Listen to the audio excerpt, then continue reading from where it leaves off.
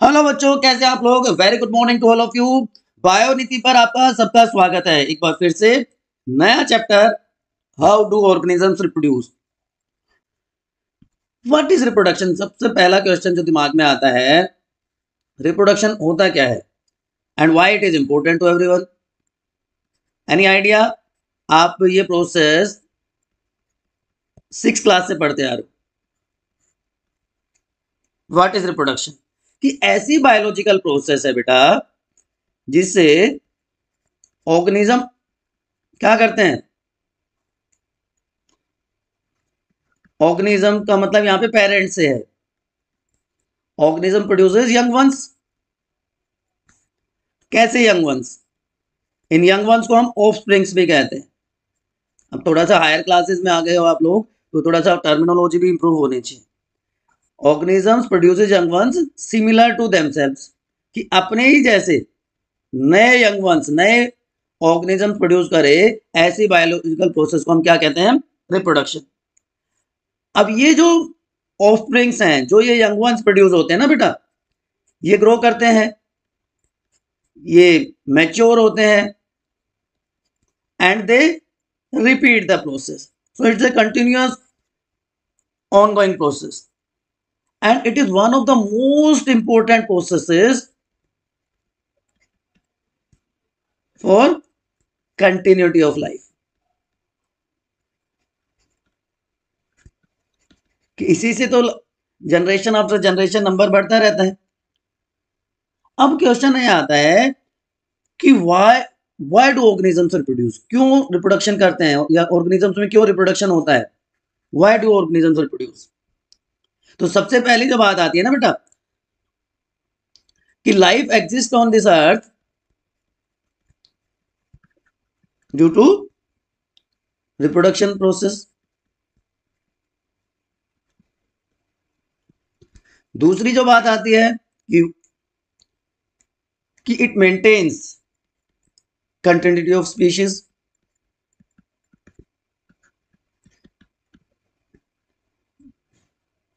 Continuity of species भी maintain रह जाती है इससे।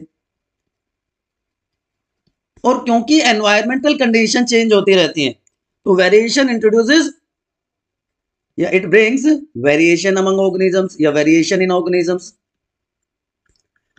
और ये ऑर्गेनिजम्स बहुत इंपॉर्टेंट हो जाते हैं। आगे हम देखेंगे what is the importance of these variations. जो यूजुअल वेरिएशंस होती हैं, दे ब्रिंग अडेप्टेशंस, जिससे सर्वाइवल बेटर हो जाता है ऑर्गेनिजम्स का। और जो ये प्रोसेस है, रिप्रोडक्शन के जो प्रोसेस है, ये बच्चों मेंटेन कर देती है पॉपुलेशन का organisation. It maintain population organisation. Population organisation क्या होता है, बहुत सारे बच्चे पूछेंगे इससे क्या मतलब है पॉपुलेशन ऑर्गेनाइजेशन का। बेटा सिंपल सी बात है, देखो पॉपुलेशन में क्या होता है। पॉपुलेशन में यंग वंस होते हैं, पॉपुलेशन में अडल्ट होते हैं, और एजेड पर्सन होते हैं। तो इस ऑर्गेनाइजेशन को, इस कॉम्प्लेक्सिटी को, इस हायरार्की को कौन मेंटेन रखता है? ये रिप्रोडक्शन प्रोसेस मेंटेन रखता है। तो इन रीजंस की वजह से ऑर्गेनिजम्स रिप्रोड्यूस करते हैं। ठीक है, यहां तो कोई कंफ्यूजन, कोई इफ बट, कोई किंतु परंतु किसी के दिमाग में है तो बताओ एक बार। Now what are the basic features of reproduction. Basic features क्या होते हैं रिप्रोडक्शन के? बेसिक फीचर्स की जो कॉमन फीचर्स आप कह सकते हैं रिप्रोडक्शन के among different type of organism, चाहे वो सिंपल ऑर्गेनिज्म है, चाहे वो कॉम्प्लेक्स ऑर्गेनिजम्स हैं। तो बेसिक फीचर्स क्या होते हैं रिप्रोडक्शन के, सारे के सारे ऑर्गेनिजम्स में। तो सबसे पहला जो सबसे बेसिक फीचर होता है, दैट इज आरएनए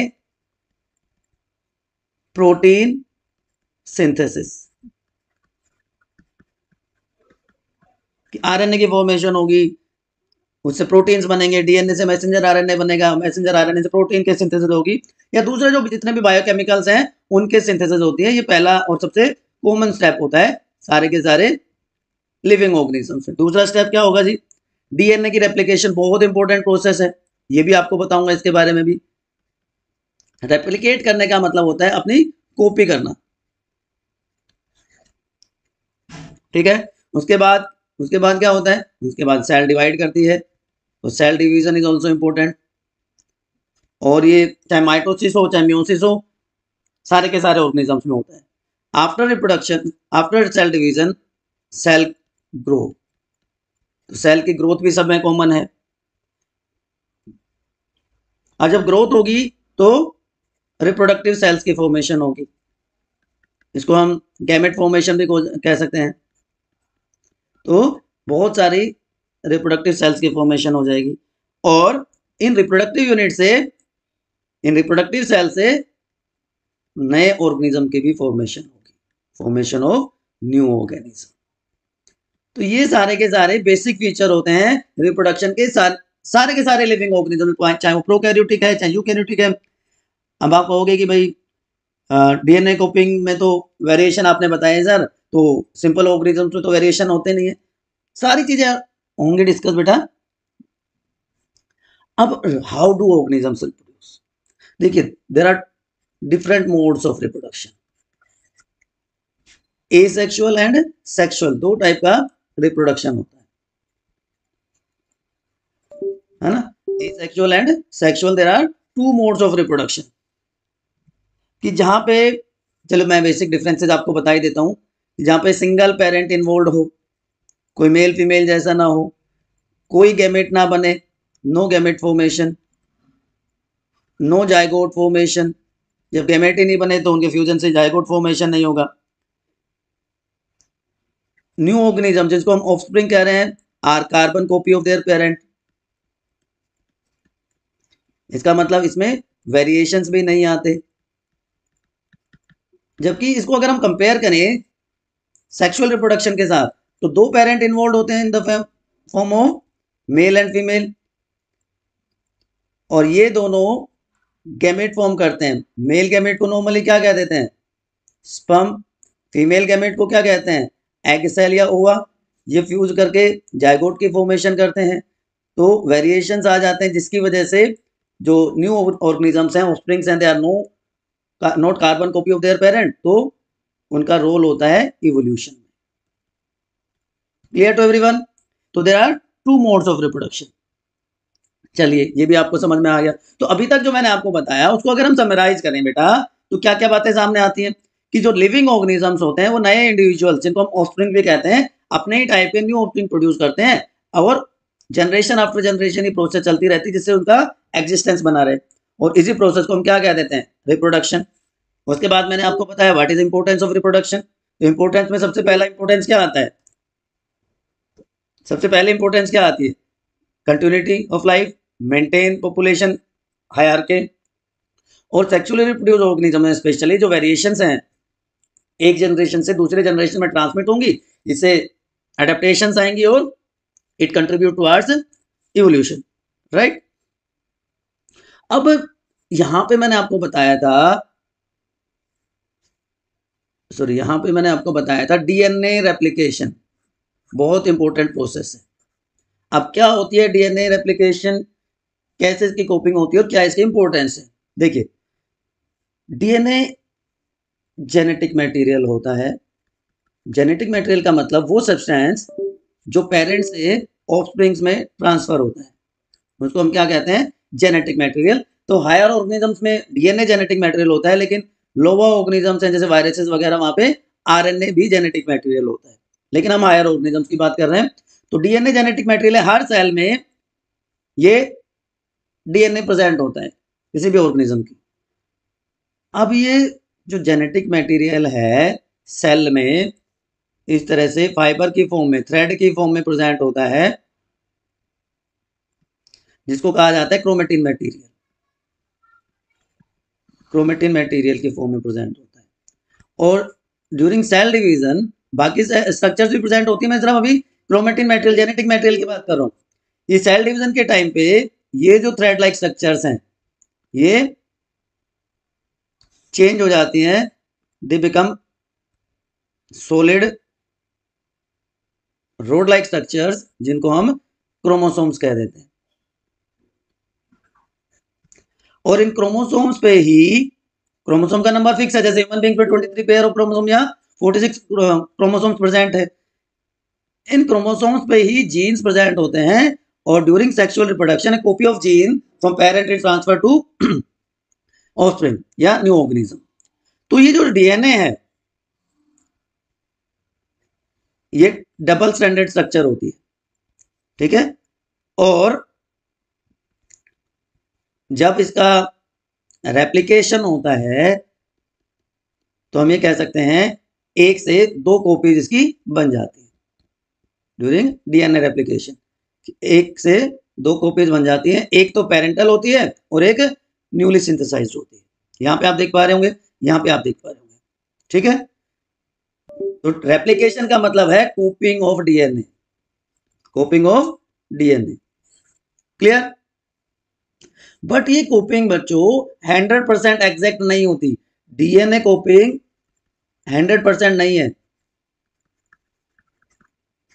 या हम कह सकते हैं कि there is error in DNA copying.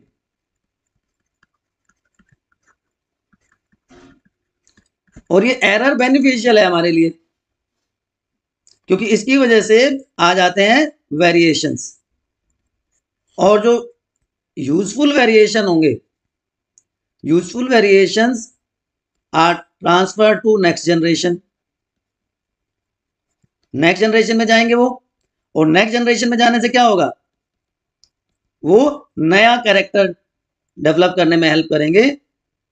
और जब बहुत सारे नए कैरेक्टर अक्युमुलेट हो जाएंगे तो स्पेसिएशन हो जाता है, नई स्पीशीज की फॉर्मेशन हो जाती है, and then we can say evolution occurred. So error in DNA copying contributes towards evolution. Clear to everyone बेटा, बात समझ में आ गई। चलिए कैसे होता है देखो, कि जो डीएनए है, फिर से एक बार समराइज कर लेते हैं चीजों को।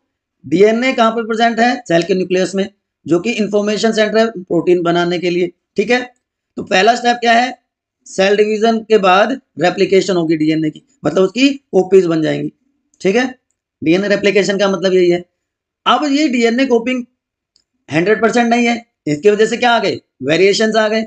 अब ये वेरिएशन क्या करेंगे, वेरिएशंस आर, मैंने अभी आपको बताया क्या होगा, जो यूजफुल वेरिएशन है वो ट्रांसमिट हो जाएंगे नेक्स्ट जनरेशन में, उससे नए कैरेक्टर डेवलप होंगे। बहुत सारे नए कैरेक्टर जब एक्यूमुलेट हो जाएंगे तो स्पीशीज की फॉर्मेशन होगी, उसको हम क्या कहते हैं, speciation, and speciation leads to evolution. Clear to everyone. यहां तो कोई किंतु परंतु इफ बट है तो बताइए। तो देखिए इंपॉर्टेंस क्या होगी डीएनए कॉपिंग की रिप्रोडक्शन में, कि जो डीएनए कॉपिंग है it causes variations. Variations negative भी हो सकते हैं, पॉजिटिव भी। नेगेटिव वेरिएशन का तो मतलब क्या हो गया, हार्मफुल है, तो they causes death of the organism, तो ट्रांसमिट ही नहीं होंगे नेक्स्ट जनरेशन में। लेकिन जो पॉजिटिव वेरिएशंस हैं they are transferred to next generation, और नेक्स्ट जनरेशन में जब चले गए तो इंपॉर्टेंट कैरेक्टर बना देंगे, क्योंकि they help in adaptations. Adaptation से नए कैरेक्टर्स डेवलप होते हैं। क्लियर, बहुत सिंपल सा प्रोसेस होता है। देखो बेटा कि जो डीएनए है उससे मैसेंजर आरएनए बनता है, और ये प्रोसेस कहलाती है ट्रांसक्रिप्शन। नया वर्ड है, याद रह जाए तो वेल एंड गुड, नहीं तो घबराने की जरूरत नहीं है। डीएनए से मैसेंजर आरएनए बनता है, मैसेंजर का नाम ही मतलब ही समझ में आ गया होगा आपको, इंफॉर्मेशन कैरी करने वाला। और ये मैसेंजर आरएनए फिर बाद में क्या करेगा, प्रोटीन की फॉर्मेशन करता है, और ये प्रोसेस कहलाती है ट्रांसलेशन। तो डीएनए से मैसेंजर आरएनए और मैसेंजर आरएनए से प्रोटीन की फॉर्मेशन होती है। दो प्रोसेसेस इन्वॉल्व हैं, ट्रांसक्रिप्शन एंड ट्रांसलेशन। यहां तक कोई समस्या है तो बताओ, थोड़ा और आप समझ लीजिए। देखो डीएनए कॉपिंग में क्या हुआ है, what is the importance of this process, कि ऑर्गेनिज्म जो है अपने कैरेक्टर को पास कर रहे हैं नेक्स्ट जनरेशन में, उनके ऑफस्प्रिंग्स में। तो इससे क्या होगा, दो चीजें होंगी। देखो कि 99% डीएनए तो सेम है, कॉपी होके गया है, तो जो बेसिक बॉडी कैरेक्टर्स हैं, बेसिक बॉडी प्लान है वो तो सेम ही रहेगा। इसीलिए हम सबके दो आंखें हैं, दो हाथ हैं, दो पैर हैं, तो बेसिक बॉडी प्लान सेम रहेगा। फिर भी कोई भी दो इंडिविजुअल इस दुनिया में एग्जैक्टली सेम नहीं है, एक्सेप्ट आइडेंटिकल ट्विंस। कोई भी दो एग्जैक्टली सेम नहीं है आइडेंटिकल ट्विंस को छोड़ के। इसका मतलब जो बेसिक बॉडी प्लान था वो मेंटेन रहेगा कैरेक्टर्स में, ठीक है, क्योंकि डीएनए ब्लूप्रिंट है और तो करेक्ट बॉडी डिजाइन के लिए रेस्पॉन्सिबल भी है। लेकिन जो 1% एरर है डीएनए कॉपिंग में, उससे क्या आ जाते हैं, वेरिएशंस आएंगे। अभी मैंने बताया कि डीएनए से मैसेंजर आरएनए बनेगा, मैसेंजर आरएनए से प्रोटीन की फॉर्मेशन हो जाती है, linear flow of information. DNA से मैसेंजर आरएनए बना, मैसेंजर आरएनए से प्रोटीन की फॉर्मेशन होगी, राइट।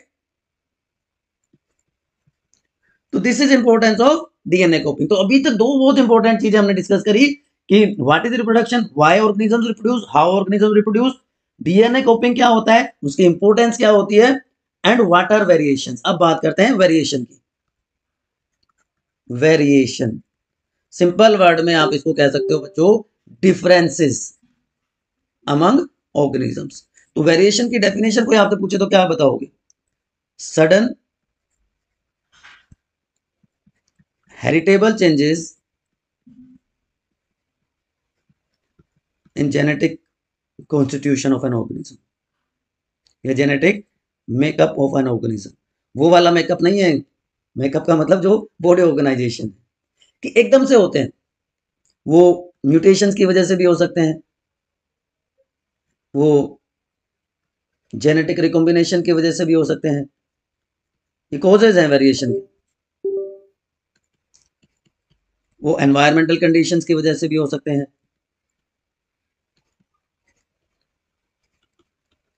बहुत सारे और भी बहुत सारे रीजन हो सकते हैं, ठीक है। तो अब देखिए बड़ा सिंपल सा एग्जांपल आपके एनसीईआरटी में दिया है, वही मैंने लिया है कि कैसे एक सिंपल सा चेंज बिल्कुल नई स्पीशीज की फॉर्मेशन कर देता है। देखो ये एक ऑर्गेनिज्म है, सिंपल ऑर्गेनिज्म है फॉर एग्जांपल, है ना। अब इसने रिप्रोड्यूस किया, इसमें हुआ रिप्रोडक्शन, सेक्सुअल रिप्रोडक्शन की बात कर रहे हैं।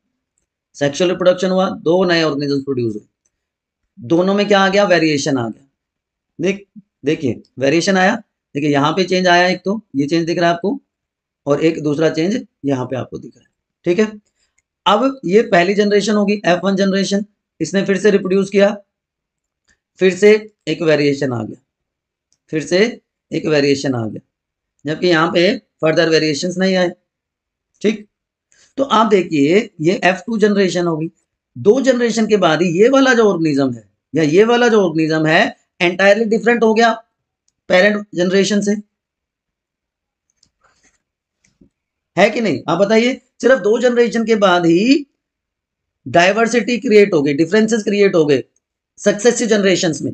तो जब नेचर में ऐसा हजारों साल से हो रहा है, इसीलिए सिंपल ऑर्गेनिज्म से कॉम्प्लेक्स मल्टी सेलुलर ऑर्गेनिज्म की फॉर्मेशन होगी, यस और नो। क्योंकि जो यूजफुल वेरिएशंस थे वो नए कैरेक्टर्स बनते चले गए, और जब बहुत सारे ऐसे नए कैरेक्टर्स इकट्ठे हो गए तो उससे नई स्पीशीज की फॉर्मेशन होगी, and species formation causes evolution. ये एसेक्सुअल रिप्रोडक्शन के थ्रू भी हो सकता है, बट ज्यादा विजिबल होता है sexually reproduce organisms. Clear to everyone, बोलो बोलो फटाफट बताओ। तो वेरिएशन क्या है, it is beneficial for the species कि change in body design of an individual, तो ऑर्गेनिजम्स को अडेप्टेशंस में हेल्प करता है, जिससे वो डिफरेंट निश क्या होता है, वो रहने की जगह आप समझ सकते हो, जो अलग अलग एनवायरमेंटल कंडीशंस में रहने की जगह प्रोवाइड करता है। जैसे ह्यूमन एवोल्यूशन यहाँ पे दिखाया हुआ है, देखिए आप सबको पता है कि ह्यूमन एवोल्यूशन कहाँ हुआ, कहाँ मानते हैं हम, अफ्रीका में हुआ। अब अफ्रीका में होने के बाद जब एक जगह बहुत सारी पॉपुलेशन होगी तो स्ट्रगल स्टार्ट हो गया, struggle for food and struggle for space. तो ऑर्गेनिजम्स मतलब ह्यूमन बींग्स ने माइग्रेट करना शुरू किया, कोई इधर गया, कोई इधर गया, कोई इधर गया, कोई इधर गया। अब जरूरी थोड़ी कि हर जगह कंडीशन सुटेबल मिले, यहाँ कंडीशन सुटेबल नहीं मिली तो डेथ हो गई। यहाँ पे उसने अपने आप को मान लो अडेप्ट कर लिया, तो नए कैरेक्टर्स आ गए। यहाँ पे कंडीशन सुटेबल नहीं मिली तो वापस आ गए कि भाई मार लो कूट लो, हम तो यहीं रह लेंगे, कोई बात नहीं। तो इस तरह से वो पूरे अर्थ पे, पूरे ग्लोब पे फैल गए, और अडेप्टेशन की वजह से उनमें नए नए कैरेक्टर्स आते चले गए। इसलिए over the period of time जो टेट्रापोड्स की तरह चलते थे, बाइपीडल लोकोमोशन आ गया, दो पैरों पे चलने वाले हो गए, है ना। तो जो ड्रास्टिक वेरिएशंस होते हैं किसी भी इंडिविजुअल है, जिसकी वजह से उसका सर्वाइवल के चांसेस अफेक्ट होते हैं, वो क्या कहलाता है, variation, and it is the basis of evolution. Is it clear. तो अभी तक जो मैंने आपको बताया उसमें कोई कंफ्यूजन है तो आप बताइए। मैंने बताया what is reproduction, what is import, why organism reproduce, how organism reproduce, importance of reproduction, types of reproduction, उसके बाद डीएनए, डीएनए में copying, importance of DNA copying, variations, how they are caused and importance of variation. तो introductory part में ये मैंने सब आपको बताया। तो अब आगे हम डिस्कस करने वाले हैं टाइप्स ऑफ रिप्रोडक्शन। दो टाइप का मेनली रिप्रोडक्शन होता है, आपको पता है, ये ऑलरेडी मैं बता चुका हूं कि कोई गैमेट फॉर्मेशन नहीं होती, सिंगल पेरेंट है, कार्बन कॉपी होते हैं young ones and variations are absent. तो आगे हम डिस्कस करने वाले हैं रिप्रोडक्शन। रिप्रोडक्शन में भी टाइप्स ऑफ रिप्रोडक्शन, और टाइप्स में सबसे पहले जो टाइप आएगी दैट इज एसेक्सुअल रिप्रोडक्शन। अब बहुत सारे बच्चों को तो ये लगता होगा कि एसेक्सुअल रिप्रोडक्शन की कोई इंपॉर्टेंस ही नहीं है ना, या एसेक्सुअल रिप्रोडक्शन के कोई कैरेक्टरिस्टिक्स ही नहीं होंगी। तो हम इंपॉर्टेंस की भी बात करेंगे, हम कैरेक्टरिस्टिक्स की भी बात करेंगे एंड टाइप्स की भी बात करेंगे बच्चों। ओके बच्चों, एक सिंपल सी ट्रिक से आप एसेक्सुअल रिप्रोडक्शन के सारे एग्जांपल बड़ा इफेक्टिवली 30 सेकंड्स में याद कर लोगे। जानना चाहते हो कैसे? स्मार्टफोन, आप सब क्रेजी हैं, तो स्मार्ट से हो गया स्पोरुलेशन, फोन से फिजन, रखो से रीजनरेशन, वरना इज फॉर वेजिटेटिव प्रोपगेशन, फंसोगे, सारे के सारे फंसते हो, माँ बाप की डांट खाते हो ना, तो फंसो से हो जाएगा आपका फ्रेगमेंटेशन, एंड लास्टली भाई से हो गया बर्डिंग। तो 30 सेकंड में हो गए ना सारे टाइप। अब बात करते हैं डिफरेंट टाइप्स ऑफ रिप्रोडक्शन। तो मेनली दो टाइप के रिप्रोडक्शन आपको पता है बेटा होते हैं, एसेक्सुअल एंड सेक्सुअल।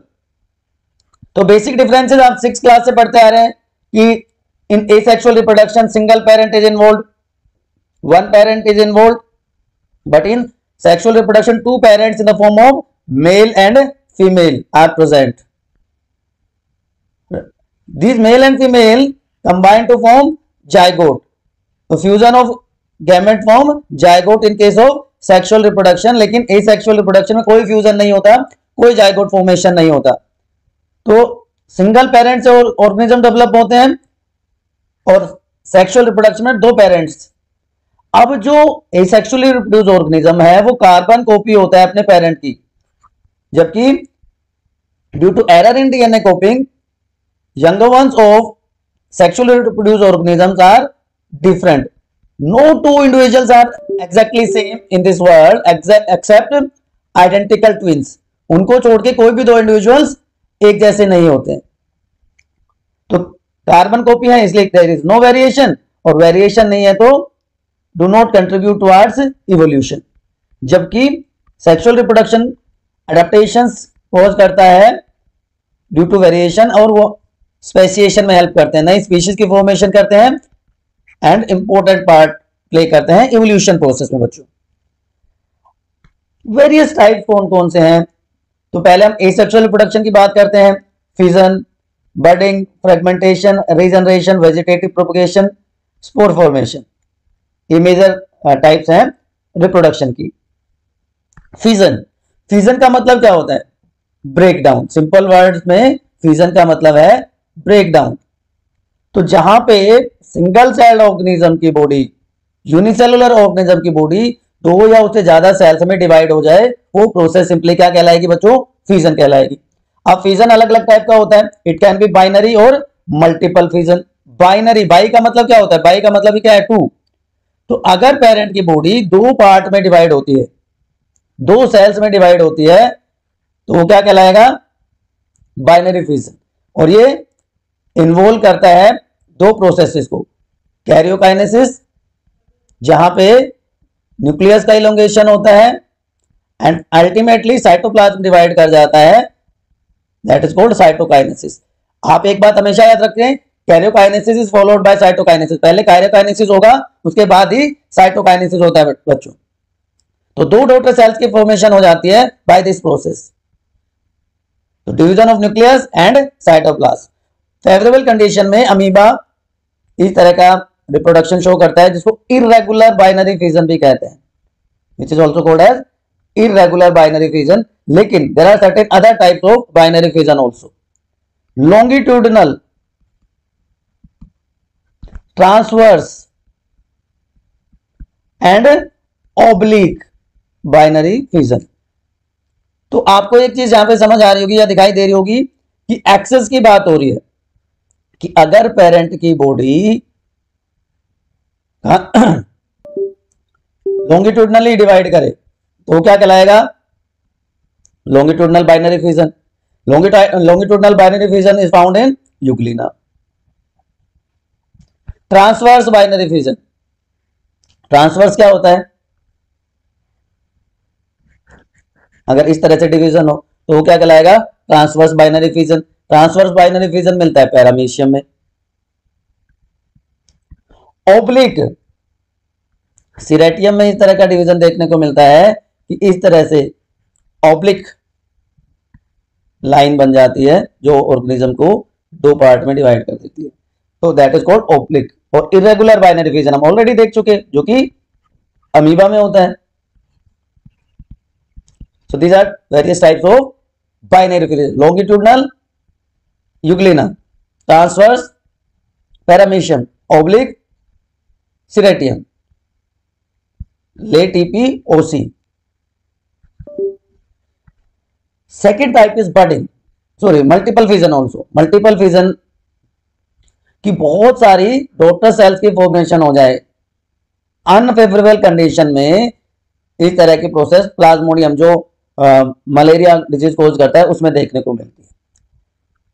होगा क्या कि इनिशियली जो है पेरेंट सेल का न्यूक्लियस डिवाइड करना शुरू करेगा, 1 से 2, 2 से 4, 4 से 8 एंड कीप ऑन डिवाइडिंग। तो मल्टीपल कैरियोकाइनेसिस, न्यूक्लियस बहुत बार डिवाइड कर रहा है और जब साइटोप्लाज्म में कोई स्पेस नहीं बचेगा तो इसकी जो वॉल है वो रप्चर हो जाएगी और सारी की सारी सिस्ट वो रिलीज कर देगा। सिस्ट सारी की सारी सिस्ट वॉल रप्चर होने से सारी की सारी जो न्यूक्लिएटेड सेल्स हैं वो बाहर की तरफ रिलीज हो जाएगी और सब में स्मॉल अमाउंट ऑफ साइटोप्लाज्म होगा एंड ईच सेल डेवलप और ग्रो इनटू न्यू ऑर्गेनिज्म। तो single cytokinesis but multiple karyokinesis, this is multiple fission. Budding, bud outgrowth, एक प्रोट्यूबरेंस बन जाती है मैच्योर ऑर्गेनिज्म की बॉडी पे। अभी ये ग्रो करती रहेगी, ये साइड चेन बना देगी, लॉन्ग चेन बन सकती है या इस तरह से हाइड्रा में ब्रांचिंग हो सकती है। और मैच्योरेशन के बाद ये बर्ड पेरेंट बॉडी से डिटैच हो जाएगी, अलग हो जाएगी। तो दो कॉमन एग्जांपल आप यहां पे देख पा रहे होंगे, बर्डिंग किसमें हो रही है? यीस्ट में, और बर्डिंग हो रही है हाइड्रा में भी। This is called external budding. इसको हम क्या कहते हैं? एक्सटर्नल बर्डिंग, क्योंकि आउटग्रोथ बाहर से स्टार्ट हो रही है। But there is internal budding also. Internal budding is called gemmule formation. ये आपकी नॉलेज के लिए बता रहा हूं, हायर क्लासेस में आपके काम आएगा। Internal budding is called gemmule formation. और इसका एग्जांपल आप याद रख सकते हो, स्पॉन्जेस, पोरीफेरा, स्पॉन्जेस में जिम्यूल फॉर्मेशन होता है। सो एक्सटर्नल एंड इंटरनल दो टाइप की बर्डिंग हो गई।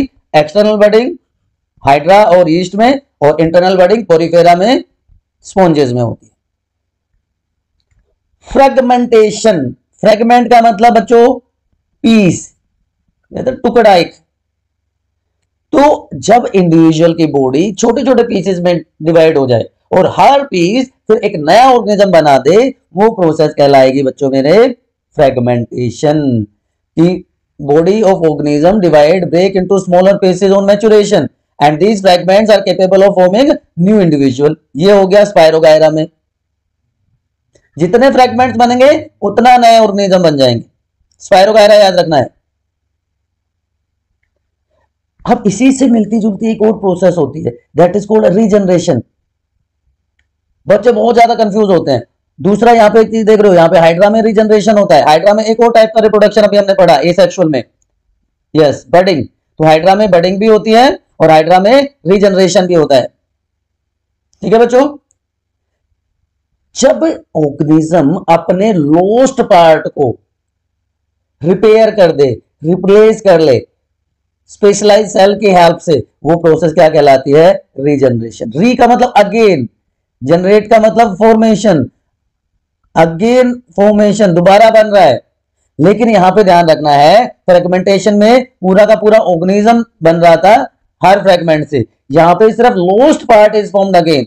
मान लो यहाँ पे देखो, ये पूरा का पूरा पेरेंट ऑर्गेनिज्म है, यहाँ पे ये डिवाइड हो गया, इसका मान लो ये पार्ट लॉस्ट हो गया, तो क्या होगा, हमारे पास क्या दो पोर्शन कौन कौन से हैं, हमारे पास हेड रीजन है, हमारे पास टेल रीजन है, लेकिन हमारे पास मिडल रीजन नहीं है, तो सिर्फ मिडल रीजन दोबारा से बनेगा, ना कि हेड और टेल भी। Only lost part is formed again, that is called regeneration. Planaria hydra में दिखाई देता है। तो बेसिक डिफरेंस आपको पता चल गया रीजनरेशन में और फ्रेगमेंटेशन में। Fragmentation result in formation of new organism completely, her fragment से कंप्लीट नया ऑर्गेनिज्म बन जाता है, दैट इज फ्रेगमेंटेशन। देखो 4 फ्रेगमेंट बने, 4 नए ऑर्गेनिज्म दिखाई दे रहे हैं आपको यहाँ पे, लेकिन रीजनरेशन में सिर्फ लोस्ट पार्ट दोबारा से बनता है। यहां पे जो आपको लिजर्ड दिख रही है, इस केस में एग्जैक्टली रीजनरेशन वर्ड यूज नहीं किया जाता बच्चों, यहां पे वर्ड यूज किया जाता है ऑटोटोमी। ऑटोटोमी सेल्फ डिफेंस का मैकेनिज्म है। तो लिजर्ड सेल्फ डिफेंस में अपना एक पार्ट पर्पसली डिटैच कर देती है, अलग कर देती है, टेल को अलग कर देती है जब कोई प्रेडेटर अटैक करता है, तो उसको कंफ्यूज करने के लिए। तो ऑटोटोमी सेल्फ डिफेंस मैकेनिज्म, रीजनरेशन सिर्फ लॉस्ट पार्ट दोबारा से बन जाए। स्टारफिश में भी आपने देखा होगा, हाइड्रा में भी, प्लेनेरिया में भी। स्पोरुलेशन और स्पोर फॉर्मेशन, स्पेशल सेल्स जो कैपेबिलिटी रखती हैं to form complete new organism, वो कहलाते हैं स्पोर्स। और स्पोर्स इस तरह के एक सैक लाइक स्ट्रक्चर में एनक्लोज रहते हैं, and that sac like structure is called sporangia बच्चों मेरे। तो जब स्पोर रिलीज होते हैं, स्पोरेंजिया रप्चर होता है, और कंडीशंस कैसी हो, कंडीशन हो फेवरेबल, तो सुटेबल सबस्ट्रेटम जैसे ही मिलेगा ये जर्मिनेट कर जाएंगे, और जर्मिनेट करके फिर से नया ऑर्गेनिज्म बन जाएगा। स्पोर फॉर्मेशन स्पेशलिटी है प्लांट किंगडम की, एनिमल्स में स्पोरुलेशन देखने को नहीं मिलता है ना। फंजाई इनडायरेक्टली प्लांट्स में ही इंक्लूड होते हैं। सो स्पेशल सेल्स जो स्पोरेंजिया के अंदर बनते हैं और जिससे एंटायर न्यू प्लांट की फॉर्मेशन हो जाती है, वो प्रोसेस है स्पोरुलेशन या स्पोर फॉर्मेशन। इसको स्पोरुलेशन भी लिखा जाता है बच्चों, स्पोरुलेशन। तो ये कुछ एग्जांपल्स हैं, Aspergillus niger, Rhizopus, mushroom, different type के। ये तो कुछ प्रोसेस है जैसे आपने कहीं ना कहीं प्रीवियस क्लासेज में भी एटलीस्ट नाम तो सुना ही होगा, नहीं पढ़ा है तो कुछ एग्जांपल्स आपने पढ़े होंगे। अब जो मैं आपको बताने वाला हूं दिस इज न्यू वन, तो थोड़ा सा और ध्यान देने की जरूरत है बच्चों। वेजिटेटिव प्रोपगेशन, देखो दो तरह की स्ट्रक्चर्स होती हैं मल्टी सेलुलर ऑर्गेनिजम्स में, वेजिटेटिव एंड रिप्रोडक्टिव। तो प्लांट की अगर मैं बात करूं तो रूट, स्टेम और लीफ ये कहलाते हैं वेजिटेटिव पार्ट्स। तो जब इनसे नया ऑर्गेनिज्म, नया प्लांट की फॉर्मेशन हो तो वो क्या कहलाएगा, वेजिटेटिव प्रोपगेशन। अब ये नेचुरली तो होता ही होता है, लेकिन हम इसको आर्टिफिशियली भी परफॉर्म कर सकते हैं बच्चों। तो वेजिटेटिव प्रोपगेशन दो टाइप का हो गया, नेचुरल एंड आर्टिफिशियल। तो बहुत सारे एग्जांपल एक एक करके हम डिस्कस करेंगे। ब्रायोफाइलम, रोज तो कॉमनली आपने ग्राफ्टिंग सुना होगा। ब्रायोफाइलम जिसको normally Hindi medium north Indian belt के स्टूडेंट्स को पता होगा, पत्थर चट्टा इसको कहा जाता है। शुगर केन सबको पता है। तो ये तीनों पार्ट नया प्लांट कैसे डेवलप करते हैं। स्टेम, स्टेम में दो प्रोसेस होती हैं, कटिंग होती है और ग्राफ्टिंग होती है। एग्जांपल्स इंपॉर्टेंट है बेटा, ये ध्यान रखना है, ठीक है ना। स्टेम से potato, onion, garlic, mint. Root, carrot, grass, radish, पेपियोआ। And leaves of bryophyllum and begonia. Important है सारे के सारे एग्जाम्पल, एक भी आप स्किप नहीं कर सकते हैं। थोड़ा सा इसके बारे में बताता हूं। कटिंग की, एक स्टेम लिया हमने, किसी भी प्लांट से स्टेम कट कर दिया, उस स्टेम को जब पोट में, गमले में लगा देते हैं सोइल के साथ, तो कुछ टाइम के बाद वो नया प्लांट बना देता है। सिंपल मेथड है, ग्रेप्स में, बोगनविलिया, कैक्टस में कॉमनली देखने को मिलता है। थोड़ा सा स्पेशलाइज अगर ये हो जाए तो ये क्या कहलाएगा, इसी में बता देता हूं, ग्राफ्टिंग। लेयरिंग और ग्राफ्टिंग में बेसिक डिफरेंस आपको ध्यान रखना है। लेयरिंग में सेम प्लांट से स्टेम, एक ही प्लांट है उसका स्टेम लिया, लेकिन ग्राफ्टिंग में दो पार्ट होते हैं। सियोन जो स्टेम रीजन होता है वो एक पार्ट से, एक प्लांट से, और जो स्टॉक है, जो रूट पार्ट है, वो दूसरे प्लांट से लिया जाता है। और इस तरह से ये मान लीजिए सियोन हो गया और नीचे स्टॉक रीजन हो गया, दोनों को बाइंड कर दिया जाता है या ग्रोथ हार्मोन अप्लाई कर दिया जाता है और नया प्लांट डेवलप हो जाएगा इससे, ठीक, जिसमें दोनों प्लांट के कैरेक्टरिस्टिक होंगे। इसलिए आपने देखा होगा एक ही प्लांट पे मल्टीपल फ्लावर्स या मल्टीपल फ्रूट्स ऑब्टेन कर लिए जाते हैं। लीव्स की बात करें, चलिए ग्राफ्टिंग की बात होगी तो अभी कि join part of one plant with another, scion और स्टॉक को ज्वाइन कर देना है। रूट स्टॉक है प्रॉपर्टीज ऑफ डिजीज रेजिस्टेंस, जो रूट का पार्ट है। सियोन में स्टेम की प्रॉपर्टी होती है सुपीरियर क्वालिटी की। कैम्बियम डायरेक्ट कॉन्टेक्ट में हो जाता है दोनों का, सियोन का और स्टैक का, और इसे नया प्लांट बन जाता है, ठीक है। फिर लेयरिंग हो गई कि जो ऐसे प्लांट जिनका स्टेम सॉफ्ट हो उनको सोयल के लेवल तक खींच के लेके आते हैं और स्टेम के अपर साइड से जो बार्क है वो रिमूव कर दी जाती है। दोनों साइड्स का एरिया पिन की हेल्प से या किसी और मेथड से जमीन में फिक्स कर दिया जाता है। 5-6 इंच तक ये ब्रांच जमीन में दबा दी जाती है एंड आफ्टर सम टाइम ये नए प्लांट के फॉर्मेशन कर देती है, जबकि वो अभी भी पेरेंट प्लांट से अटैच्ड है। New plant still attach to parent plant, ठीक है। माउंट लेयरिंग में क्या करेंगे, उसको पेरेंट प्लांट से अलग कर देंगे। दिस इज एयर लेयरिंग, गुटी फॉर्मेशन भी कहते हैं इसको। तो पेरेंट प्लांट से अलग कर दिया तो माउंट लेयरिंग हो गई। सॉफ्ट स्टेम के केस में ये प्रोसेस यूज की जाती है, ठीक है बच्चों, यहां तक कोई कंफ्यूजन? ग्राफ्टिंग, कटिंग, लेयरिंग और लीफ के केस में मैंने बता ही दिया था आपको। डायरेक्ट ब्रायोफाइलम की जो लीफ है एक बार प्लांट से सेपरेट हो जाती है और सॉइल के कांटेक्ट में आ जाएगी तो वहां से नए प्लांट की फॉर्मेशन हो जाती है, तो लीफ बड फॉर्मेशन इसको कहा जाता है। एग्जांपल इसका ब्रायोफाइलम है, ठीक है। अब एडवांटेजेस क्या होते हैं वेजिटेटिव प्रोपगेशन के लिए? एक तो सबसे बड़ा एडवांटेज है कि इजी है, लेस एक्सपेंसिव है, किसी स्पेशलिटी की जरूरत नहीं पड़ती, हम अपने घर में खुद से कर सकते हैं, ठीक है। दूसरा सीड डोरमेंसी। सीड डोरमेंसी क्या होती है, बहुत सारे बच्चों को शायद नहीं पता होगा। डोरमेंसी कि जब प्लांट की ability to grow, to germinate रोक दी जाती है या रुक जाती है, वो क्या कहलाता है, डोरमेंट पीरियड। तो जब तक डोरमेंट होगा वो प्लांट में कैपेबिलिटी होगी जर्मिनेट करने की।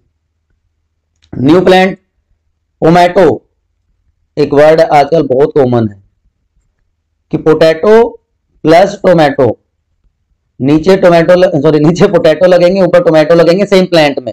इसी तरह मैंने बताया कि रोज के एक ही प्लांट में डिफरेंट कलर के रोजेस आपको मिल जाते हैं। सीडलेस प्लांट को प्रोड्यूस करने में बहुत हेल्पफुल प्रोसेस है। या ऐसे प्लांट जिनकी सीड की वायबिलिटी का मतलब एबिलिटी टू ग्रो, जर्मिनेट, जिनकी वायबिलिटी बहुत वीक है, ऐसे प्लांट को जर्मिनेट करने में भी ये हेल्पफुल है। अर्ली मैच्योरिंग वैरायटीज डेवलप कर सकते हैं फ्लावरिंग प्लांट्स की, तो जो फ्लोरिस्ट हैं उनके लिए बहुत हेल्पफुल है। प्लांट ब्रीडर जो है वो प्रिजर्व वैरायटी को स्टॉक कर सकते हैं, तो उनके लिए भी हेल्पफुल है। तो फ्लोरिस्ट हो, प्लांट ब्रीडर्स हो, फार्मर्स हो, सब के लिए हेल्पफुल है, ठीक है बच्चों। तो these are various types of asexual reproduction. यहां तक कोई कंफ्यूजन है तो एक बार बता दो। समझ में आ गया है तो हमेशा की तरह वही कर देना है, लाइक, और अगर कोई डाउट अभी भी रह गया है तो कमेंट सेक्शन में डाउट पूछ लेना है, ठीक है मेरे बच्चों। इसके बाद बात करेंगे सेक्सुअल रिप्रोडक्शन कि क्यों होता है, कैसे होता है, क्या इंपॉर्टेंस है। देखिए कोई भी प्रोसेस है ना, हाउ एंड वाई टाइप पे चलती है। How it occurs, why it occurs, तो how type and why type, ठीक है। तो इसके बाद सेक्सुअल रिप्रोडक्शन, प्लांट और एनिमल दोनों में बात करेंगे। एनिमल्स में, ह्यूमन बींग्स में, मेल और female reproductive system, female reproductive system FRS short में लिखेंगे हम, एंड मेल रिप्रोडक्टिव सिस्टम।